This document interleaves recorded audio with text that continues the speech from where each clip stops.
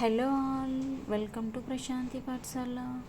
ఈరోజు నేను సింపుల్గా ఎగ్ కర్రీ ఎలా చేసుకోవాలో చూపిస్తాను. మన ఇంట్లో కూరగాయలు ఏమీ లేనప్పుడు ఇలా సింపుల్గా ఉల్లిపాయలతో ఎగ్ కర్రీ చేసుకుంటే చాలా బాగుంటుంది. ఒకసారి ట్రై చేసి చూడండి. ముందుగా 3 పెద్ద ఉల్లిపాయలు కట్ చేసుకున్నాను. అలాగే 2-3 పచ్చిమిర్చి కూడా కట్ చేసుకొని రెడీగా ఉంచుకున్నాను.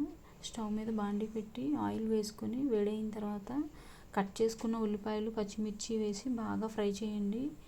ఉల్లిపాయ అనేది బాగా ఫ్రై అవ్వాలి. అప్పుడు ఈ కూర చాలా టేస్టీగా ఉంటుంది.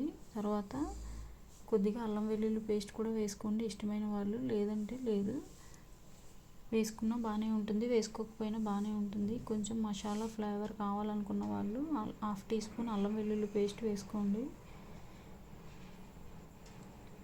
ఉల్లిపాయ సిమ్లో పెట్టి బాగా ఫ్రై చేశాను. నేను 1/2 టీ స్పూన్ అల్లం వెల్లుల్లి పేస్ట్ కూడా వేసుకొని బాగా ఫ్రై చేస్తున్నాను. సిమ్లోనే పెట్టుకొని బాగా ఫ్రై చేయండి. ఉల్లిపాయ అనేది బాగా వేగితేనే కూర టేస్టీగా ఉంటుంది. అన్నీ కలిపి బాగా ఫ్రై అయిన తర్వాత తగినంత పసుపు, ఉప్పు, కారం వేసుకొని మరో 2-3 నిమిషాలు ఫ్రై చేసుకోవాలి. నేను ఇక్కడ 1/2 టీ స్పూన్ పసుపు వేసాను. చూసారా, మన ఉల్లిపాయ బాగా ఫ్రై అయ్యే కొద్దీ ఆయిల్ అనేది బయటికి వదులుతుంది. మొత్తం ఆయిల్ బయటికి వచ్చేస్తుంది కూర దగ్గర అయ్యే కొద్దీ.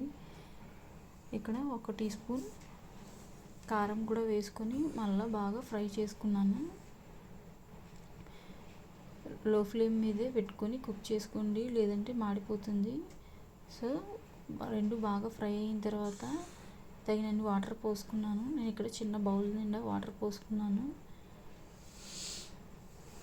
వేసుకొని మనకి తగినంత ఉప్పు కూడా వేసుకొని బాగా దగ్గరకు వచ్చేదాకా, ఉల్లిపాయ మెత్తబడేదాకా కుక్ చేసుకోవాలి. కొద్దిగా సాల్ట్ వేసుకున్నాను. చూసారా, కూరకు సరిపడా సాల్ట్ వేసుకొని మూత పెట్టుకొని లో ఫ్లేమ్ మీద 5-6 నిమిషాలు బాగా కుక్ చేసుకోవాలి. అప్పుడు కూర అనేది దగ్గరకు వస్తుంది. బాయిల్ చేసుకున్న ఎగ్స్ని ఫ్రై చేసి కర్రీలో వేసుకుంటే చాలా బాగుంటుంది. గుడ్లకి నాట్లు పెడితే చాలా బాగుంటుంది మనం తినేటప్పుడు.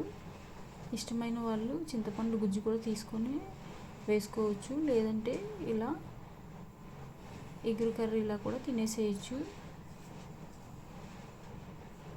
చాలా అంటే చాలా బాగుంటుంది. ఒకసారి ట్రై చేసి చూడండి. నేను ఇంట్లో కూరగాయలు ఏమీ లేనప్పుడు ఇలా ఎగ్ కర్రీ సింపుల్గా అయితే చేసుకుంటాను. ఉడికించిన కోడిగుడ్లని 1/2 టీ స్పూన్ పసుపు వేసి బాగా ఫ్రై చేసుకుంటున్నాను. ఫ్రై చేసుకొని కూర దగ్గరకు వచ్చాక నాట్లు పెట్టుకొని అందులో వేసుకుంటే చాలా అంటే చాలా బాగుంటుంది. ఆల్మోస్ట్ కూర దగ్గరకు వచ్చేస్తుంది. చూసారా, వాటర్ అన్నీ తగ్గిపోయి ఆయిల్ పైకి వస్తుంది. మనకి ఏ కన్సిస్టెన్సీ కావాలో చూసుకొని మనం స్టవ్ ఆఫ్ చేసుకోవడమే. ఈ స్టేజ్లోనే మనం చింతపండు గుజ్జు యాడ్ చేసుకోవాలి. మన పులుసు కూర కావాలనుకుంటే చిక్కటి చింతపండు గుజ్జు 2-3 స్పూన్లు యాడ్ చేసుకుంటే చాలా బాగుంటుంది. లేదు వద్దు అంటే వేసుకోవసరం లేదు. 2 రకాలుగా కూడా ఈ ఎగ్ కర్రీని చేసుకోవచ్చు. నేనైతే కొంచెం ఇంకా దగ్గరకు వచ్చాకనే దింపేస్తాను కర్రీని. ఈ స్టేజ్లో కూడా మనం స్టవ్ ఆఫ్ చేసుకోవచ్చు గ్రేవీ కావాలనుకుంటే. ఫైనల్గా దగ్గరకు వచ్చిన తర్వాత స్టవ్ ఆఫ్ చేస్తున్నాను. మరో 2-3 నిమిషాలు కుక్ చేసుకున్న తర్వాత ఇంకా వాటర్ అనేవి పూర్తిగా ఆవిరైపోతాయి. కర్రీ అనేది ఆల్మోస్ట్ దగ్గరకు వచ్చింది. చాలా అంటే చాలా బాగుంటుంది రోటీ రైస్లోకి. ఒకసారి ట్రై చేసి చూడండి. ఆనియన్ ఎగ్ కర్రీ చాలా అంటే చాలా బాగుంటుంది. కాస్త ఆయిల్ ఎక్కువే పడుతుంది ఈ కర్రీకి. చాలా బాగుంటుంది. ఒకసారి ట్రై చేసి నాకు కామెంట్ చేయండి మీకు ఎలా కుదిరిందో అని. ఇష్టమైన వాళ్ళు ఎండు రొయ్యలు, పచ్చి రొయ్యలు ఉంటే కూడా వేసుకోవచ్చు, బాగుంటుంది. నేను ఇక్కడ ఏం వేయట్లేదు, సింపుల్గా ఇలా ఎగ్ కర్రీ ఆనియన్స్తో చేసుకుంటున్నాను అంతే. చాలా చాలా బాగుంటుంది. ఆయిల్ పైకి వదులుతుంది చూసారా. ఈ స్టేజ్లో మనం స్టవ్ ఆఫ్ చేసుకొని కర్రీని సర్వ్ చేసుకోవచ్చు. చాలా బాగుంటుంది, ఒకసారి ట్రై చేయండి.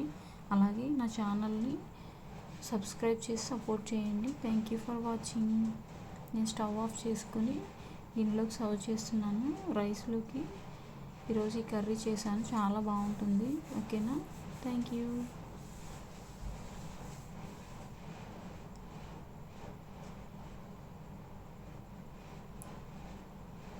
చూసారా, చాలా బాగుంది.